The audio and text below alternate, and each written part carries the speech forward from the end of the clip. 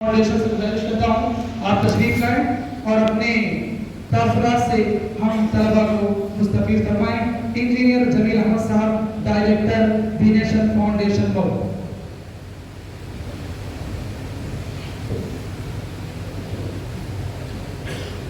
अस्सलामु अलैकुम।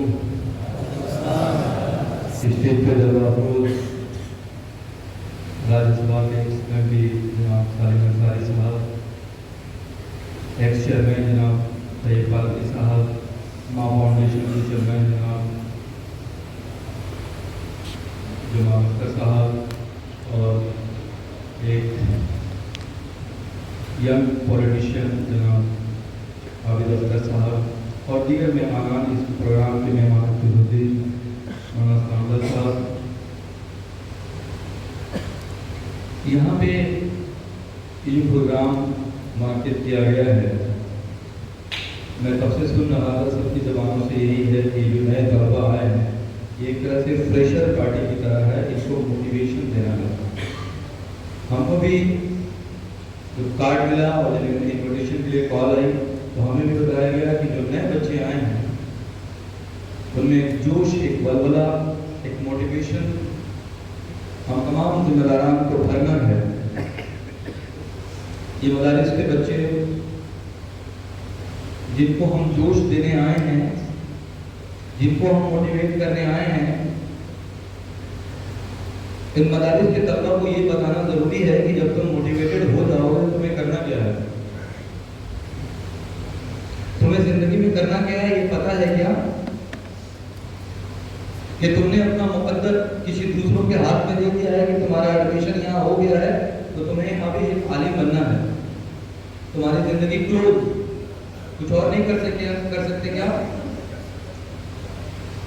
ट्रेन खड़ी हुई है, जब तक उसके इंजन में, बाइक खड़ी हुई है, कार खड़ी हुई है, जब तक उसके इंजन में हम सेल्फ मारते हैं, जब तक उसके इंजन में रगड़ नहीं पैदा होती, चिंगारी नहीं पैदा होती, तब तक पेट्रोल जो कि भाप के रूप में निकलता है उसमें आग नहीं निकलती और वो इंजन चलता नहीं और वो गाड़ी आगे नहीं बढ़ती। आप भी मसलन एक कार हो, एक मशीनरी हो, आप भी खड़ी हुई हो, वो चिंगारी चाहिए आपको ताकि आपकी सलाहियतें जो वेपर के रूप में रोज बर्बाद हो रही हैं, उन सलाहियतों को वो आग मिले, वो चिंगारी मिले और आपकी ये मशीन चल पड़े। कभी आपने सोचा है कि यहाँ से कोर्स करने के बाद आप क्या करेंगे? या आपके सीनियर जो पास आउट हो गए वो कहाँ हैं, वो क्या कर रहे हैं, जिंदगी में उनके लिए और क्या अपॉर्चुनिटीज हैं, कोई और कोर्सेज हैं जो इसके बाद आपको एक स्टेबल प्लेस पे ले जाएंगे? कभी आपने सोचा है कि इस कोर्स को करने के बाद उम्र के एक पड़ाव पे जाएंगे, जब शादी ब्याह होगा, आपकी भी फैमिली होगी, तो आपका घर कैसे चलेगा? क्या ये तालीम आपकी वो जिंदगी गुजारने में, समाज में एक इज्जत, मुकाम, ये सब पैदा करेगा? ये मदारिस बड़े पुराने हैं हमारे और इनसे पढ़े हुए बहुत सारे लोग इस समाज की खिदमत कर रहे हैं, बड़े बड़े आलिम हैं, मगर इसी मदारिस से पढ़े हुए लोग हर दो को छोड़ के एक मौलवी भी हैं। ऐसा तो नहीं हिंदुस्तान के एजुकेशन सिस्टम में कि जो मौलवी हो गया अब वो और कोई एजुकेशन नहीं ले सकता, या आपके दिमाग की लाइब्रेरी भर गई है हदीस पढ़ पढ़ के, कुछ और एजुकेशन नहीं ले सकते। इतनी मोटी मोटी हदीस की किताबें हैं, मैं इंग्लिश पढ़ाता था एक मौलाना साहब को, इतनी मोटी मोटी हदीस की किताबें थी, इतनी बड़ी बड़ी, उतनी लंबाई चौड़ाई की तो की किताब होती ही नहीं, और सात सात किताबें थी उनके पास। बोले ये हमारा कोर्स है, उतनी मुश्किल किताबों को पढ़ पढ़ के, याद कर करके आप लोग एक डिग्री लेते हैं। और हर समाज में, हर महफिलों में आपको इसी ख्यालात से नवाजा जाता है कि ये एजुकेशन जो ले रहे हैं इससे हम पिछड़ रहे हैं। यहां तक की बात यहां से शुरू होने लगी कि तालीम को आप तक दो तरीके से रखा जाने लगा, दीनी और दुनियावी तालीम। अरे यही दीनी तालीम है जिसने बताया कि फिंगरप्रिंट क्या होता है, यही वो तालीम है जिसने बताया कि ये एक दुनिया नहीं है, अल्हम्दुलिल्लाह रब्बिल आलमीन।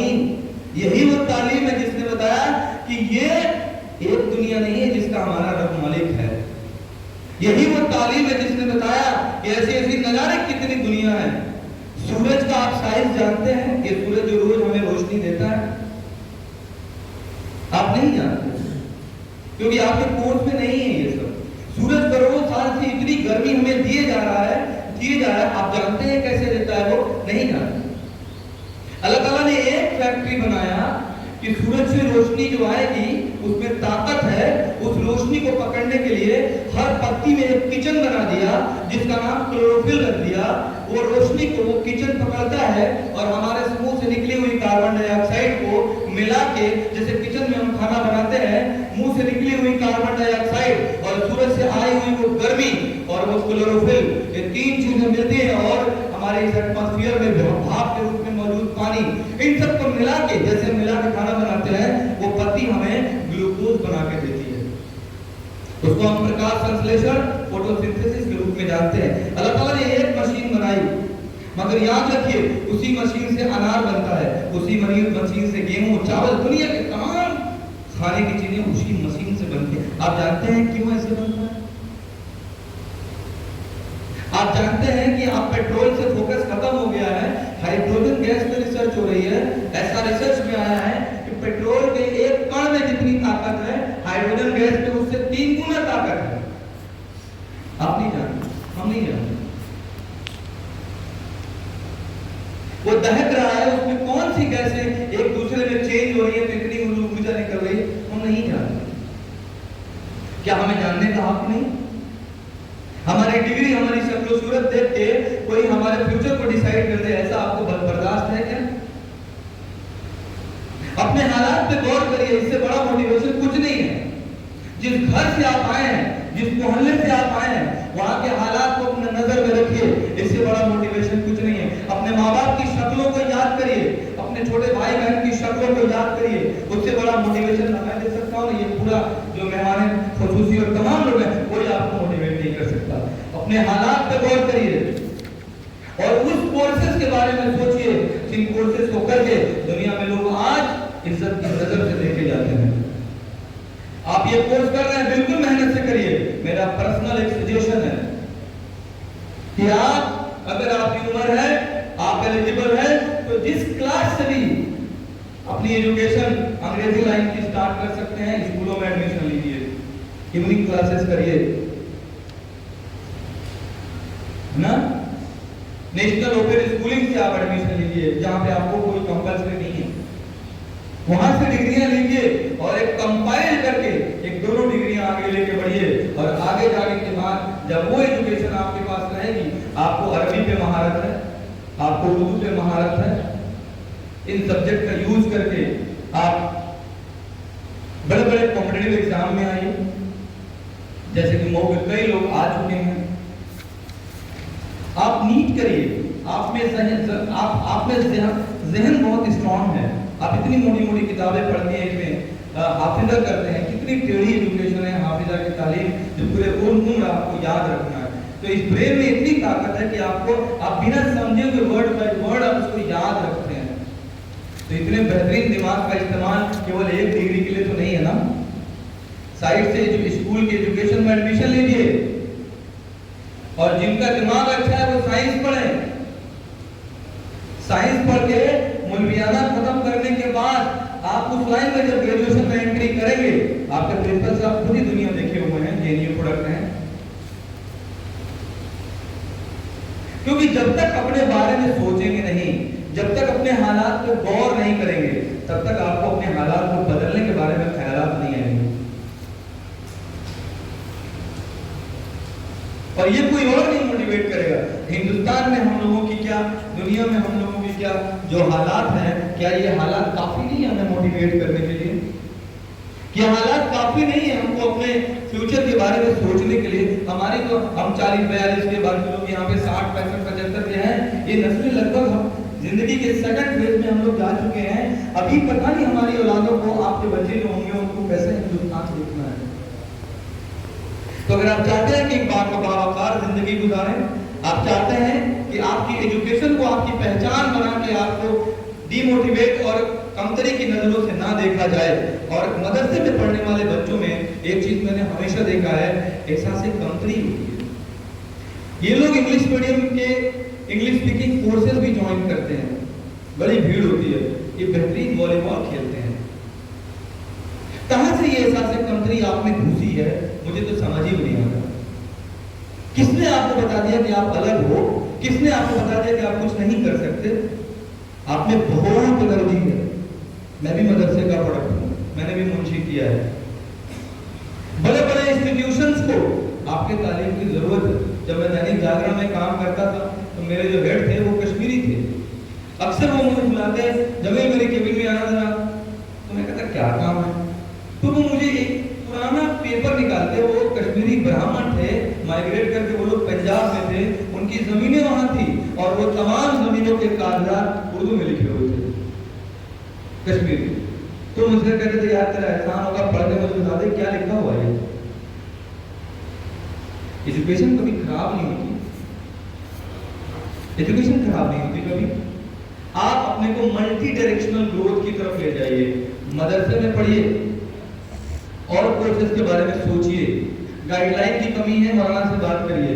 मौलाना के साथ बहुत सारे ऐसे लोग होंगे जो आपको गाइडलाइन देंगे, जो आपको उन प्रोफेशनल कोर्सेज में ले जाएंगे जो आपकी जिंदगी को संभालेगा। आज दुनिया किसकी बात सुन रही है? जो कामयाब है। पर कामयाब होने के लिए पैसा कुछ हद तक चाहिए, हर हद तक नहीं चाहिए। जितने बड़ी बड़ी पर्सनालिटीज दुनिया में हैं, उनके बेटे उनके जैसे नहीं बने, जबकि पैसा बहुत है उनके पास। समझ में क्या आया कि कुछ अच्छा करने के लिए, अपनी पहचान बनाने के लिए, लोगों से अलग सब में अपने आप को खड़ा करने के लिए जुनून और पागलपन की जरूरत है। अगर जुनून और पागलपन आप में घर कर गया, आप में रगों में ये जोश और वलवला और ये मोटिवेशन दौड़ने लगा कि मुझे इसी मदरसे में पढ़कर इस मदरसे का नाम रोशन करना है, मुझे यहाँ से बैठ के जेएनयू का कंपटीशन क्वालिफाई करना है, मुझे इसी डिग्री के साथ, अपने स्कूल की डिग्री के साथ 10th 12th मुझे साइंस से, कॉमर्स से, आर्ट से करना है और इसी ग्रेजुएशन के साथ फिर मुझे नेक्स्ट फेज में जाना है कॉम्पिटिटिव एग्जाम में। देखिए, केवल डिग्री लिए हुए लोगों की इस दुनिया में कोई इज्जत नहीं है आज के दौर में। तमाम लोग जो देश चला रहे हैं, जो बड़े बड़े ओहदों पे फायर हैं, सब लोग कंपटीशन ज्यादातर लोग क्वालिफाई करते हैं। और कंपटीशन क्वालिफाई करना नाम है दूसरों के मुंह का निवाला छीनना। 10 सीट है, 100 लोग एग्जाम देने वाले हैं, 90 लोगों को पढ़ाना है, 10 को लेना है। तो आप में अगर कॉम्पीट करने की सलाहियत पैदा हो जाती है, लोगों के आगे से अगर छीनने की सलाहियत पैदा होती है इज्जत के साथ, लोगों के सामने ये बताने में आपको कि मैं कॉम्पिटिटर हूं तुम्हारा, आई कैन कम्पीट यू, मैं तुम्हें पीछे ढकेल दूंगा, मेरे में वो सलाहियत है। तालीम के मैदान में जब मैं बैठूंगा और तुम बैठोगे तो मैं तुम्हें पीछे ढकेल दूंगा, ये सलाहियत है मेरे में। तुम्हारा लिबास देख के अगर उसमें ये कहीं से एहसास आ रहा है कि ये बच्चा तो अरबी मीडियम का है और कहीं तुमने उस कंपटीशन में अपनी जबान खोली और अरबी और इंग्लिश दोनों स्टार्ट कर दिया, तो सामने वाले का कॉन्फिडेंस 2 मिनट में नाखून पे आ जाएगा। तुमने अगर साइंस की बातें शुरू कर दी तो सामने वाले का कंपटीशन फट से नीचे आ जाएगा। लेकिन तुम अपनी ही एजुकेशन को बोलते रहे तो आज समाज में, आज इस मुल्क में आपको देखने का जो नजरिया है, उस नजरिए से अपने आप को हटाइए, इस तालीम पे लगे रहिए। मगर फिर मैं कहता हूँ, साइड से अगर उम्र है तो स्कूली एजुकेशन में एडमिशन लीजिए, मत जाइए क्लास करने। 10th कीजिए, 12th कीजिए, बीए कीजिए, फिर देखिए कितनी राहें आपके लिए खुली हैं। और ये जोश और वलवला जो यहाँ से आप भरेंगे ना, उन जोश और वलवल वाली गाड़ी चलाने के लिए आपको वो रास्ते मिलेंगे, आपको वो मंजिल दिखना शुरू हो जाएगी। अभी आपके मुझे ज्यादातर बच्चे इसमें हैं जिनकी काउंसलिंग की जाए, चेयरमैन साहब, एमपी सर, ज्यादातर बच्चे ऐसे हैं जिनकी काउंसलिंग अगर हम लोग करें तो इनमें 100 में से 90 बच्चों को अपना लक्ष्य पता नहीं होगा, इनको गोल ही नहीं पता है कि इन्हें करना क्या है। इसलिए मैं प्रिंसिपल साहब से ये गुजारिश करूंगा कि जैसे आपने हिम्मत करके इतना बड़ा प्रोग्राम कराया है, टाइम टू टाइम इनको मोटिवेट भी करना है, मगर सर करियर काउंसलिंग का भी थोड़ा सा इंतजाम करिए इनके लिए। वो करियर काउंसलिंग जो इन बच्चों को बताए कि तुम अभी ये हो और ये देखो ये तमाम रास्ते हैं जो तुम्हारे लिए खुले हुए हैं, मगर तुम्हें नॉलेज नहीं है। वो करियर काउंसलिंग करा के इनको डिफरेंट प्रोफेशनल कोर्सेज से भी जोड़िए। जब ये बच्चे उन कोर्सेज में जाके कमाल पैदा करेंगे तो कहीं ना कहीं इस अदारे का भी नाम रोशन होगा। और आज हम मदरसों के मॉडर्नाइजेशन की जो बात कर रहे हैं, ये बच्चे मदरसे से निकल के उन कोर्सेज में जाके कामयाबी हासिल करके उन ओहदों पे फायद होके दुनिया को ये बताएंगे कि मदरसे अब मॉडर्न हो चुके हैं, आपको बदलने की जरूरत नहीं है, हम लोग खुद मॉडर्न हैं। Along with your old education, along with your religious education, you have taken a lot of technical and professional courses. You know what is exactly science, what all the things is being said by the God in the Quran Sharif. You know very well. When you will explain all those things among the people, that what exactly this ayah means, what exactly our God is saying, what exactly Islam means, what exactly my personality means, what exactly madrasa is, then that time the people will believe you. Exactly, he is from Jamia Arabia, he is from Darul Uloom. I can't believe. How can he speak so well? How can he explain all the processes of the science? Yes, that time they will believe. Yes, madrasa becomes modernized. No one is needed to change our culture. No one is needed to say that old education is being done in the madrasa. No, no, no. Our education is always modern. Till Qiyamah, this education will be modern education. And we require what? हमें किसकी जरूरत है? In education को, इस मदरसे की education को जिंदगी जिस नजरों से देखना चाहती है उस नजर से मॉडिफाई करके इस तारीख को पेश करने की जरूरत है। कोई आपको हकीम नहीं समझेगा और इंशाअल्लाह बड़े बड़े ओहदों पे जिस दिन फायद होंगे, लोगों की जबानें बंद हो जाएंगी कि मदरसे में एनसीईआरटी लगाने की जरूरत है, मदरसे में कंप्यूटर लगाने की जरूरत है, मदरसे में ये चेंज चाहिए, वो चेंज चाहिए, सबकी जुबानें बंद हो जाएंगी। बस इन्हीं सब बातों के साथ इन तमाम तलबा का इस मदारस में इन तमाम मुंतजमा कमेटी की तरफ से मैं वेलकम करता हूँ और उम्मीद करता हूँ कि हमारी बातों में से कुछ बातें आपके दिलों में जरूर रह जाएंगी, जिसको आप टारगेट बना के अपनी जिंदगी में हमेशा नजरें गड़ाए रखना उस मंजिल पे, उस लक्ष्य पे जहाँ तुम्हें जाने का अरमान है। अगर यही मंजिल तुम्हें याद रही तो यही मोटिवेशन है।